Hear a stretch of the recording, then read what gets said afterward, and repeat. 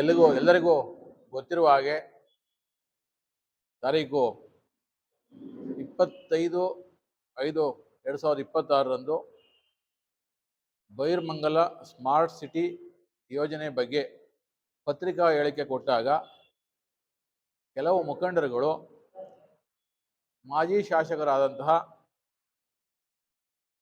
ಸನ್ಮಾನ್ಯ ಕೆ ರಾಜಣ್ಣರವರ ಬಗ್ಗೆ ಹಗುರವಾಗಿ ಮಾತನಾಡಿರುವುದಕ್ಕೆ ನಾವೆಲ್ಲ ಸ್ಪಷ್ಟೀಕರಣ ನೀಡುತ್ತಾ, ರಾಜಣ್ಣವ್ರ ಬಗ್ಗೆ ಮಾತಾಡೋಕ್ಕೆ ಮೊದಲು ಅವ್ರ ಬಗ್ಗೆ ತಿಳ್ಕೊಂಡು ಮಾತಾಡಿ, ಮೂಳೆ ಇಲ್ಲದ ನಾಲ್ಗೆ ಇದೆ ಅಂತ ಸುಮ್ಮನೆ ಮುಖಂಡರುಗಳು ಅವ್ರ ಬಗ್ಗೆ ಹಗುರವಾಗಿ ಮಾತಾಡೋದು ಬೇಡ.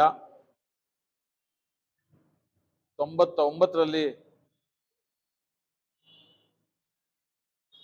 JDS ತಾಲೂಕು ಅಧ್ಯಕ್ಷರಾಗಿ ನಂತರ ಜಿಲ್ಲಾಧ್ಯಕ್ಷರಾಗಿ ಸೇವೆ ಮಾಡಿದವರು. ಅವರು ರಾಜಕಾರಣಕ್ಕೆ ಬಂದಾಗ ಇವತ್ತು ಅವ್ರ ಬಗ್ಗೆ ಮಾತಾಡೋರು ಇನ್ನೂ ಕೆಲವರು ಹುಟ್ಟಿರಲೇ ಇಲ್ಲ. JDS ಪಕ್ಷ ತಳಮಟ್ಟದಿಂದ JDS ಪಕ್ಷವನ್ನು ತಳಮಟ್ಟದಿಂದ ಕಟ್ಟಬೇಕಾದ್ರೆ ಅವ್ರ ಮನೆ ಒಡವೆ ಇಟ್ಟು ಬೇರೆಯವ್ರ ಕಡೆ ಬಡ್ಡಿ ತಗೊಬಂದು ಪಕ್ಷ ಕಟ್ಟಿದ್ದಾರೆ. ಸದಾ ಬಡವರ ಬಗ್ಗೆ ಕಾಳಜಿ ಇರುವಂತಹ ಅವರು ಎಂದೂ ಬೇರೆಯವ್ರ ಹತ್ರ ದುಡ್ಡು ಆಸೆಗೆ ಕೈಯೊಡ್ಲಿಲ್ಲ. ಪಕ್ಷ ಕಟ್ಟಕ್ಕಾಗಿ ತಮ್ಮ ಹಿಂಬಾಲಕರನ್ನು ಅಂದರೆ ತಮ್ಮ JDS ಪಕ್ಷದಿಂದ ಸ್ಪರ್ಧಿಸಿದವರನ್ನ ಗೆಲ್ಲಿಸ್ಕೊಳ್ಳೋದಕ್ಕೆ ಸೈಟು ಜಮೀನು ಅಡ ಇಟ್ಟು ರಾಜಕಾರಣ ಮಾಡಿ ಅವನ ರಾಜಕೀಯ ವ್ಯವಸ್ಥೆಯನ್ನು ಕಲ್ಪಿಸಿಕೊಡೋದಕ್ಕೆ ನಾವೇ ಸಾಕ್ಷಿಯಾಗಿದ್ದೀವಿ. ರಾಜಕಾರಣದಲ್ಲಿ ಗೆಲುವು ಸೋಲು ಸಹಜ. ನಿಜ, ಅವರು ಜಿಲ್ಲಾ ಪಂಚಾಯತ್ ಚುನಾವಣೆಯಲ್ಲಿ ಸೋತಿರೂ ಸಹ ಅಂದು JDSನಿಂದ ವಿಧಾನಸಭಾ ಚುನಾವಣೆಗೆ ಸ್ಪರ್ಧಿಸಿ ಅವರು ಟಿಕೆಟ್ ಕೇಳಲಿಲ್ಲ. ಅವರು ರಾಮನಗರ ತಾಲೂಕಿನ ಜನಗಳು ಅವರಿಂದ ರಾಜಕೀಯ ವ್ಯವಸ್ಥೆಗೆ ಬಂದವರು ಒತ್ತಾಯ ಮಾಡಿ ಮತ್ತು ಕುಮಾರಸ್ವಾಮಿ ಅವರ ಒತ್ತಾಯದಿಂದ ಅವರು ವಿಧಾನಸಭಾ ಚುನಾವಣೆಗೆ ಸ್ಪರ್ಧಿಸಿದ್ರು. ಚುನಾವಣೆಯಲ್ಲಿ ಜನ ಅವರಿಗೆ ಆಶೀರ್ವಾದ ಮಾಡಿದ್ರು. ಆದರೆ ಕೆಲವು ಮುಖಂಡರುಗಳು ಅವರ ಸೇವೆ ಏನೂ ಇಲ್ಲ, ಕುಮಾರಸ್ವಾಮಿ ಇವ್ರನ್ನ ಏನೂ ಇಲ್ದೋ ನಾವು ತಗೊಬಂದು ರಾಜಕಾರಣ MLA ಮಾಡಿದ್ರು ಅಂತ ಬಿಂಬಿಸ್ತಾರೆ. ಇದು ಎಲ್ಲ ಮುಖಂಡರಿಗೂ ಕೂಡ ಗೊತ್ತು, ಸ್ಥಳೀಯ ನಾಯಕರುಗಳಿಗೆಲ್ಲ ಎಲ್ಲರಿಗೂ ಗೊತ್ತು, ಜನಗಳಿಗೂ ಗೊತ್ತು. ಆದರೆ ನಾವು ರಾಜಣ್ಣವ್ರ ಜೊತೆಗಿಲ್ಲ ಅಂತ ತೋರಿಸ್ಕೊಳ್ಳೋಕ್ಕೋಸ್ಕರ ಇದನ್ನ ಪತ್ರಿಕಾಗೋಷ್ಠಿ ನಡೆಸಿ ಅವ್ರ ಬಗ್ಗೆ ಅವಹೇಳನ ಮಾತುಗಳನ್ನ ಉಪಯೋಗಿಸ್ತಾರೆ. ಕುಮಾರಣ್ಣನವರು ರಾಜಣ್ಣವ್ರನ್ನ MLA ಅವರೇ ಮಾಡಿದ್ರು ಅಂತ ಹೇಳೋರು ಸ್ವತಃ ತಮ್ಮ ಮಗ ನಿಖಿಲ್ ಕುಮಾರಸ್ವಾಮಿಯವರು ಎಲೆಕ್ಷನ್ ನಿಂತಾಗ JDS ಪಕ್ಷದ ಎಲ್ಲ ಮುಖಂಡರುಗಳು ಕಾಯ ವಾಚ ಮನಸ ತನು ಬನ ಧನ ಅರ್ಪಿಸಿ ಅವರ ಗೆಲುವಿಗಾಗಿ ಶ್ರಮ ಪಟ್ಟಿದ್ದಾರೆ. ಯಾರೊಬ್ಬರೂ ಕೂಡ ಅವರಿಗೆ ಮೋಸ ಮಾಡಲಿಲ್ಲ, ಅನ್ಯಾಯ ಮಾಡಲಿಲ್ಲ, ಹಿಂದ್ಗಡೆಯಿಂದ ಬೆನ್ನಿಗೆ ಚೂರಿ ಹಾಕುವಂಥ ಕೆಲಸ ಮಾಡಲಿಲ್ಲ. ಆದರೂ ಕೂಡ ನಿಖಿಲ್ ಕುಮಾರಸ್ವಾಮಿ ಅವರಿಗೆ ಗೆಲ್ಲಕ್ಕಾಗಲಿಲ್ಲ. ಅದಕ್ಕೆ ನಮ್ಮ JDS ಪಕ್ಷದ ಯಾರಾದರೂ ಲೀಡ್ರು ಕಾರಣನಾ? ಜನ ಓಟ್ ಹಾಕಲಿಲ್ಲ ಅಂತ ಅಂದರೆ ನೀವು ಲೀಡ್ರುಗಳನ್ನ ಯಾಕೆ ಬೆಟ್ ಮಾಡಿ ತೋರಿಸ್ತೀರಿ? ಯಾರಾದರೂ ಒಬ್ಬರಿಗೆ ನಿಮ್ಗೆ ಮೋಸ ಮಾಡಿದರೆ ಎಲ್ಲ ಮುಖಂಡರುಗಳ ಪರವಾಗಿ ನಾನು ಯಾವ ದೇವಸ್ಥಾನ, ಚಾಮುಂಡೇಶ್ವರಿ ದೇವಸ್ಥಾನ ಅಂತ ಕರಿತೀರೋ ಇಲ್ಲ ಯಾವ ದೇವಸ್ಥಾನ ಹತ್ರ ಬಂದು ಕರೀರಿ, ನಾನು ಯಾರೂ ನಿಮ್ಗೆ ಮೋಸ ಮಾಡಲಿಲ್ಲ, ಯಾರೂ ಬೊಕ್ಕಾಗಲಿಲ್ಲ, ದುಡ್ಡಿಸ್ಕೊಳ್ಳಿಲ್ಲ ಅಂತ ನಾನು ಪ್ರಮಾಣ ಮಾಡಿ ಹೇಳ್ತೀನಿ. ಆದರೆ ನೀವು ನಮ್ಮ ಪಕ್ಷದ ಮುಖಂಡರುಗಳನ್ನ ಹೀನಾಮಾನವಾಗಿ ತೆಗಳಿದ್ರಿ, ಬೈದ್ರಿ.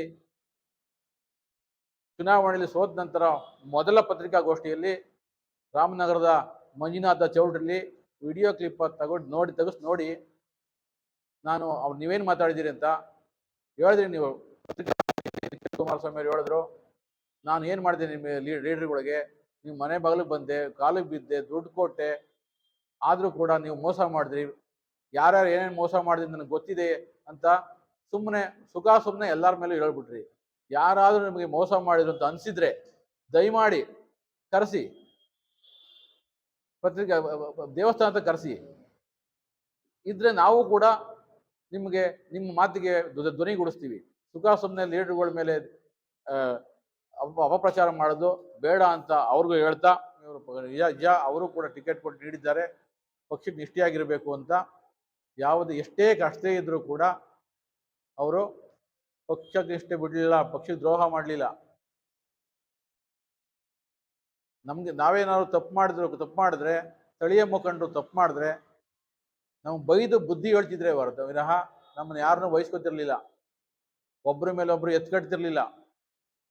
ಇಂಥ ವ್ಯಕ್ತಿತ್ವವುಳ್ಳ ರಾಜಣ್ಣವ್ರ ಬಗ್ಗೆ ದಯಮಾಡಿ ಯಾರು ಕೇವಲವಾಗಿ ಹಗುರವಾಗಿ ಮಾತಾಡಬೇಡಿ. ಹಗುರವಾಗಿ ಮಾತಾಡಿದ್ರೆ ನಿಮ್ಗೆ ಗೊತ್ತು, ಎಲ್ಲ ಮುಖಂಡರು ಮಾತಾಡಿದ್ರು ಕೂಡ ಗೊತ್ತು ನಾವು ಮಾತಾಡೋದು ತಪ್ಪು ಅಂತ. ಆದರೆ ನಾವು ಎಲ್ಲರ ರಾಜಣ್ಣ ಸಿಗ್ತಾ ಮಾತಾಡಿದ್ರೆ ನೀವು ಅವ್ರ ಪರವಾಗಿರ್ತೀವಿ ಇದ್ದಾರೆ ಅಂತ ಅನ್ಕೊಬಿಡ್ತಾರೆ ಅಂತ ಅವ್ರ ಬಗ್ಗೆ ಎಗೇನ್ಸ್ಟ್ ಮಾತಾಡೋದು ಬೇಡ. ಜಿಲ್ಲಾ ಪಂಚಾಯತಿಯಲ್ಲಿ ಚುನಾವಣೆ ಸೋತ್ರು ಅಂತ ನೀವು ಬಿಂಬಿಸ್ತೀರಲ್ಲ, ಅದೇ ಜಿಲ್ಲಾ ಪಂಚಾಯತ್ ಚುನಾವಣೆಯಲ್ಲಿ ಟಿಕೆಟ್ ಕೊಟ್ಟು ಸೋಲಿಸಿ ಅಂತ ಹೇಳಿದಾಳೆ ಯಾರು? ಇದೇ ಕುಮಾರಣ್ಣ ಹೇಳಿಲ್ವಾ? ಸುಮಿತ್ರಕ್ಕನ್ನ ಸೋಲಿಸ್ತವ್ರು ಯಾರು? ಇದೇ ಕುಮಾರಣ್ಣ ಅಲ್ವಾ? ಚೆನ್ನೈನಹಳ್ಳಿ ನಾಗಣ್ಣ ಸೋಲಿಸ್ತಾ ಯಾರು? ಅನ್ಯಾಪುರ ಭದ್ರಯ್ಯ, ಹುಣಸನಹಳ್ಳಿ ಲಕ್ಷ್ಮೀಕಾಂತ್, ಕವಣಾಪುರ ಶಿವಲಿಂಗಣ್ಣ, ನಮ್ಮ ಶೇಷಾದ್ರಿ ಅವರು, ನಗರಸಭೆ ಈಗ ಹಾಲಿ ಅಧ್ಯಕ್ಷರಾದಂಥ ಶೇಷಾದ್ರಿ ಅವರು, ನಮ್ಮ ಬಾಲಣ್ಣವರ ತಮ್ಮಾಜಿಯವರು ಅಶೋಕಣ್ಣ, ಅವ್ರನ್ನ ಸೋಲಿಸ್ತಾರೆ ಯಾರು? ಇದೇ JDS ಟಿಕೆಟ್ ಕೊಟ್ಬಿಟ್ಟು ಸೋಲ್ಸಕ್ಕೆ ಹೇಳಿದ್ದೆ ಯಾರು? ಸೋಲಿಸಿ JDS ಟಿಕೆಟ್ ನೀಡ್ಬಿಟ್ಟು ನೀವು ಸೋಲಿಸಿ ಅಂತ ಹೇಳಲಿಲ್ಲ ಅಂತ ಹೇಳಿ. ನೀವು ಇದಕ್ಕೆ ಸಾಕ್ಷಿಯಾಗಿ ನಾವು ಎಲ್ಲ ಜೀವಂತ ಉದಾಹರಣೆ ಇದ್ದೀವಿ. ಎಲ್ಲ ಹಿರಿಯ ಮುಖಂಡರು ಜೀವಂತ ಉದಾಹರಣೆ ಇದ್ದಾರೆ. ಇಂಥ ವ್ಯವಸ್ಥೆ ಅವ್ರು ಸೋಲಿಸಿ ಅಂದ್ಬಿಟ್ಟು ತಿರ್ಗಿ ಅವ್ರ ಬಗ್ಗೆ ಹಗುರವಾಗಿ ಮಾತಾಡಬೇಡಿ. ಖಂಡಿತ ಹೇಳಿದ್ದಾರೆ. ಇಲ್ಲ ನಾನು ಹೇಳಲಿಲ್ಲ, ಯಾರು ಹೇಳಲಿಲ್ಲ ಅಂತ ನೀವು ಹೇಳಿ. ಈಗ ನೀವೆಲ್ಲ ಜೀವಂತ ಉದಾಹರಣೆ ಆಗಿದ್ದೀವಿ. ಇದನ್ನ ದೇವಸ್ಥಾನದಲ್ಲಿ ಬಂದು ನಾವು ಪ್ರಮಾಣ ಮಾಡಿ ಹೇಳಲ್ಲ. ಒಬ್ರಿಗೊಬ್ರು ಯಾರಾದ್ರೂ ನಾವು ಇಲ್ಲಿವರೆಗೂ ನಾವು ರಾಜಕಾರಣದಲ್ಲಿ ನಮ್ಮಂತವ್ರು ಉಳ್ಕೋಬೇಕಾದ್ರೆ ನಾವು ನಿಮ್ಮಂಗೆ ಒಬ್ರ ಮೇಲೆ ಒಬ್ರು ಹೇಳಲಿಲ್ಲ. ರಾಜಕಾರಣದಲ್ಲಿ ಅವ್ರು ಬಂದಾಗ ಇವ್ರಿಗೆ ಹೇಳಿದಾಗ ಅವ್ರಿಗೆ ಹೇಳಲಿಲ್ಲ. ಕುಮಾರಣ್ಣವರು ಯಾವುದೇ ಚುನಾವಣೆಯಲ್ಲಿ ಗ್ರಾಮ ಪಂಚಾಯತ್ ಇರ್ಬೋದು, ತಾಲೂಕ್ ಪಂಚಾಯತ್, ಜಿಲ್ಲಾ ಪಂಚಾಯತ್ ಇರ್ಬೋದು, ಚುನಾವಣೆಯಲ್ಲಿ ಕರೆದು ಸಹಜವಾಗಿ ಟಿಕೆಟ್ ಆಕಾಂಕ್ಷಿಗಳು 16 ಜನ ಇರ್ತಾರೆ. ಕರೆದು ಯಾರಾದ್ರೂ ಒಂದು ಚುನಾವಣೆ ಸೆಟ್ರೇಟ್ ಮಾಡಲಿಲ್ಲ. ಮಾಡಿದವರು ಇವ್ರು ಮಾಡಿದಾಗ ಸಹಜವಾಗಿ ಭಿನ್ನಾಭಿಪ್ರಾಯ ಇರ್ತದೆ. ನಾವು ಚುನಾವಣೆ ಎದುರಿಸಿದ್ದೀನಿ, ಸಹಜವಾಗಿ ಭಿನ್ನಾಭಿಪ್ರಾಯ ಇರ್ತದೆ. ಆ ಥರ ಭಿನ್ನಾಭಿಪ್ರಾಯ ಇದ್ದಾಗ ಅವ್ರು ಎಗೇನ್ಸ್ಟ್ ಮಾಡಿರ್ತಾರೆ. ಅದನ್ನ ಇಟ್ಕೊಂಡು ಇವ್ರು ಸೋತ್ರು ಅಂತ ಬಿಂಬಿಸೋದು ಬೇಡ. ಈಗ ಪಕ್ಷ ಬಿಟ್ಟವರೆಲ್ಲ ರಾಜಕಾರಣ ಬಿಟ್ಟವರು, ಎಷ್ಟೋ ಜನ ರಾಜಕಾರಣ ಬಿಟ್ಬಿಟ್ಟವ್ರೆ.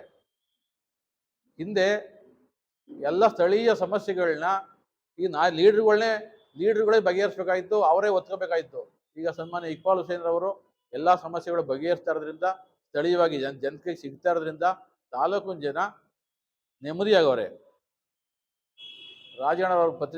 ರಾಜಣ್ಣರವ್ರ ಬಗ್ಗೆ ಪತ್ರಿಕಾಗೋಷ್ಠಿ ಮಾಡಿ ಅವ್ರ ಬಗ್ಗೆ ಇಳಿಸಲಾದಂತಹ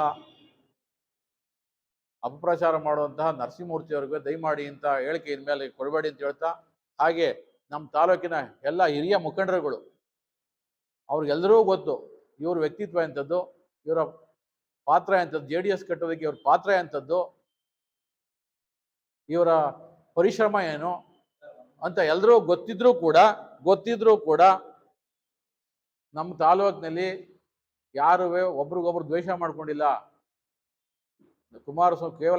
ಕುಮಾರಣ್ಣವರ ಓಲೈಸೋದಕ್ಕೋಸ್ಕರ ನಮ್ಮ ತಾಲೂಕಿನಲ್ಲಿ ರಾಜಕೀಯವಾಗಿ ಎಷ್ಟೇ ಭಿನ್ನಾಭಿಪ್ರಾಯ ಇದ್ರೂ ವೈಯಕ್ತಿಕ ವಿಶ್ವಾಸದಿಂದ ನಮ್ಮ ತಾಲೂಕಿನ ಎಲ್ಲಾ ಮುಖಂಡರುಗಳು ಚೆನ್ನಾಗಿದ್ದೀವಿ. ಜಿಲ್ಲಾ ಪಂಚಾಯತಿ ಸೋತವ್ರನ್ನ MLA ಮಾಡಿದ್ರು ಅಂತ ನಮ್ಮ ಸ್ನೇಹಿತರುಗಳು ಪಾಪ ಹಿಂದೆ ಇದ್ದಂತ JDS ಕಾರ್ಯಕರ್ತರು ಹೇಳಿದ್ದಾರೆ. ನೋಡಿ, ಅವ್ರಿಗೆ ಹೇಳಕ್ ಇಷ್ಟಪಡ್ತೀನಿ. 1987ರಲ್ಲಿ ಪ್ರಧಾನ ಮಂತ್ರಿ ಆದಾಗ ಕುಮಾರಸ್ವಾಮಿ ಬಂದು ರಾಜಣ್ಣನ ಗೆಲ್ಸಿರ್ಲಿಲ್ಲ. ಆದ್ರೆ 95ರಲ್ಲೂ ಸುಧಾ ಅವ್ರು ತಾಲೂಕ್ ಪಂಚಾಯತಿ ಮೆಂಬರ್ ಆದಾಗ ಕುಮಾರಸ್ವಾಮಿ ಅವ್ರು ಬಂದಿರ್ಲಿಲ್ಲ.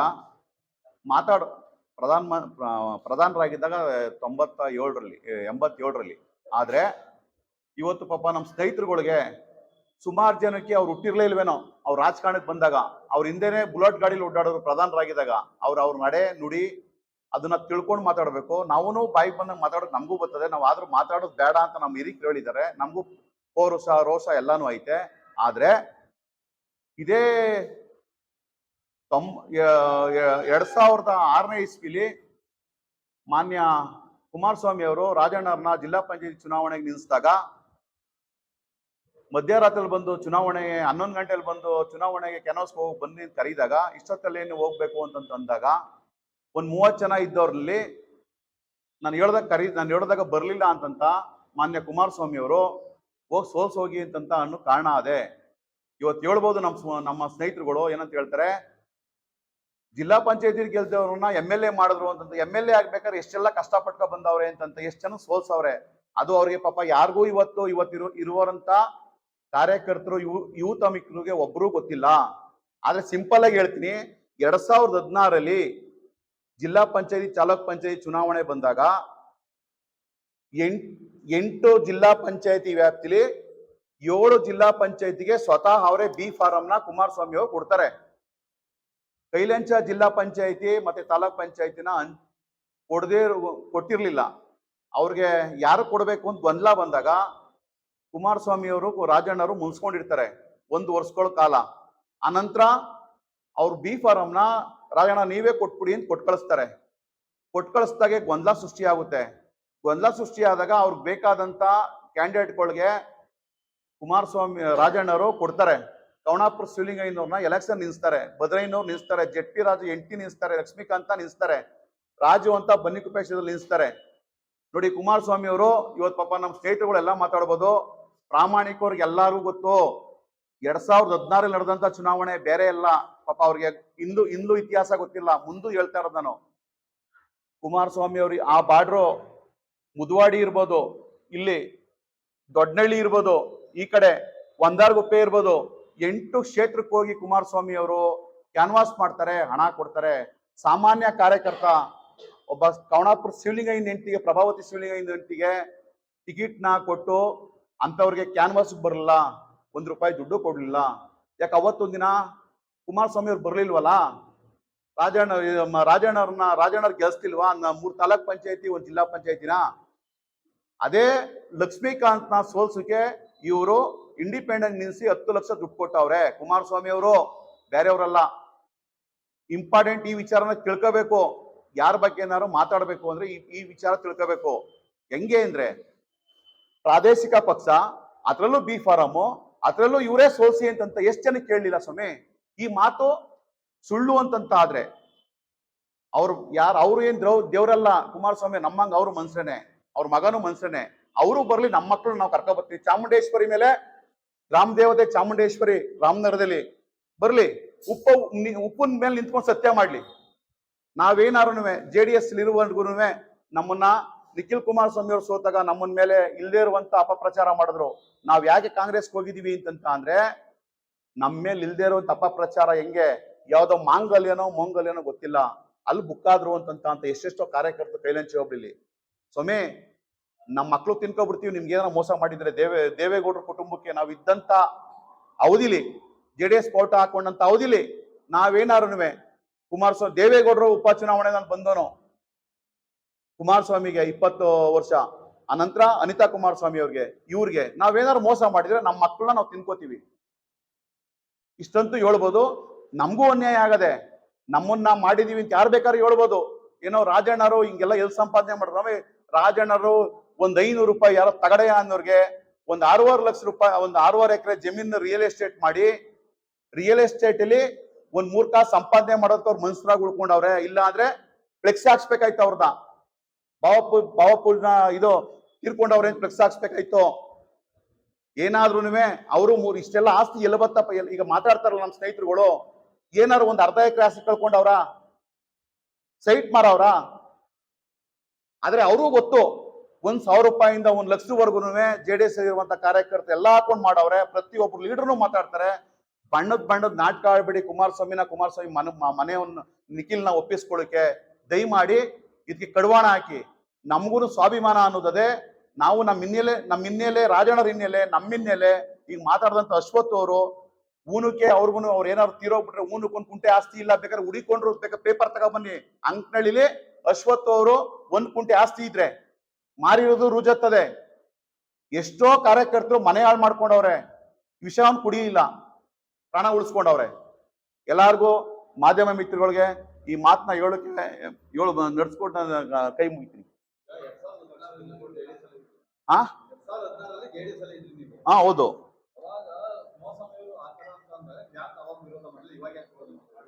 ನಾನು ಪ್ರತಿ ಒಂದು ಡೇನು ಮಾಡಿದ್ದೀನಿ. ನಮ್ಗೆ ಸಲಹೆ ಕೊಟ್ಟಂತ ನಮ್ಮ ಅಶ್ವಥ್ ಅವರು ಮತ್ತೆ ನಮ್ಮ ಶಿವಲಿಂಗಯ್ಯನವರು, ಆಯ್ತಪ್ಪ ನೀನ್ ದುಡ್ದಿದ್ಯಾ, ಎಲ್ಗೋಯ್ತೀಯಾ, ದುಡ್ದ್ಬಿಟ್ಟು ಎಲ್ಗೋಯ್ತೀಯಾ ಅಂತ ಪ್ರತಿ ಒಂದು ಡೇಲುವೆ ಇವರು. ನಾವು ನೋಡಿ ಸ್ವಾಮಿ, ರಾಜಣ್ಣರ್ನ ನಾನು ಫಸ್ಟ್ ನಿಂತ್ಕೊಂಡು ಎಮ್ ಎಲ್ ಎಲೆಕ್ಷನ್ ಅಲ್ಲಿ ಟಿಕೆಟ್ ಕೊಡ್ಬೇಕು ಅಂತ ಕಲ್ ಬಿಲ್ಡಿಂಗ್ ಅಲ್ಲಿ ನಿಂತ್ಕೊಂಡು ಕೇಳಿದ್ರು. ನಾನು ಶುದ್ಧ ಘಟಕ ಮಾಡ್ಬೇಕು, ಕೈಲಂಚದಲ್ಲಿ MP ಅವ್ರು ಶುದ್ಧ ಘಟಕ ಮಾಡವ್ರೆ ಅಂತಂತ ಹೋಗಿ ಕೇಳ್ದಕ್ಕೆ ನಾನು ಸ್ವಂತ ಜಾಗ ಕೊಟ್ಟು ಶುದ್ಧ ಘಟಕ ಮಾಡ್ತೀನಿ. ಅಂಬೇಡ್ಕರ್ ಭವನನು ಮಾಡಿದೀನಿ, ಸ್ವಂತ ಜಾಗ ಶುದ್ಧ ಘಟಕನು ಮಾಡಿದೀನಿ. ಹೋಗಿ ಕೇಳ್ದಂತ ಸಂದರ್ಭದಲ್ಲಿ ಕುಮಾರಸ್ವಾಮಿ ಅವರು ರಾಜಣ್ಣನ MLA ಕೇಳ್ದೆ, ಹೋಗಿ ರಾಜಣ್ಣ ಹತ್ರ ಹೋಗಿ ಕೇಳು ಅಂತವ್ರೆ. ಭುಜಂಗಣ್ಣ ಅವತ್ತು ನಮ್ಮ JDS ಪಾರ್ಟಿಲಿ ಇದ್ರು, ಇವತ್ತು ಕಾಂಗ್ರೆಸ್ ಎಲ್ಲ ಅವ್ರೆ. ಕಾರಿಂದ ಕೆಳಗಡೆ ಇಳಿದು ಬಿಡ್ತೀನಿ, ಕಾರಿನ ಸರ್ಕಲ್ ಅಲ್ಲಿ ಇಳಿಸಿ ನೀವು ಫಂಡ್ ಕೊಡಕ್ಕಾಗ್ದೆ ಅವ್ರೆ ಅಂತ. ಅವತ್ತಿಗೂ ಸುಧಾ ನಮ್ಮ ರಾಜಣ್ಣವರು ನನಗೆ ಈಗ ಇಷ್ಟಪಟ್ಟು ಫಂಡು ತಾಲೂಕ್ ಪಂಚಾಯತಿ ಫಂಡ್ ಹಾಕ್ಸ್ಕೊಂಡು ಇಲ್ಲೇ ಬದ್ರೆ ಕೊಟ್ಟವ್ರೆ. ನಮ್ಮ ತಾಲೂಕ್ ಪಂಚಾಯತಿ ಪಾಪಣ್ಣ ಅಂತ ಅವ್ರ ಮಿಸ್ಸಸ್ ಗೆದ್ದಿರ, ಅವ್ರ ಫಂಡ್ ಹಾಕ್ಸ್ಕೊಂಡು ಶುದ್ಧ ಘಟಕ ಮಾಡಿ ಹೋಗಿ ಕರೆದೋದಕ್ಕೆ ನಮ್ಮನ್ನ ಕತ್ತ ಎತ್ ನೋಡ್ಲಿಲ್ಲ. ಇವರೆಲ್ಲ ರಿವರ್ಸ್ ಆಗಿ ಮಾತಾಡ್ತಾರೆ, ಸ್ಟ್ರೈಟ್ ಆಗಿ ಮಾತಾಡ್ತಾರೆ ಅಂತ ಮಾನ್ಯ ಕುಮಾರಸ್ವಾಮಿ ಅವರು. ಆದ್ರೆ 10 ವರ್ಷ ಅಲ್ಲ ಸ್ವಾಮಿ, 2002ನೇ ಇಸ್ವಿ ನಾನು ರಾಜಕಾರಣಕ್ಕೆ ಬಂದದ್ದು. ನಮ್ಮ ತಂದೆ ಇತಿಹಾಸ.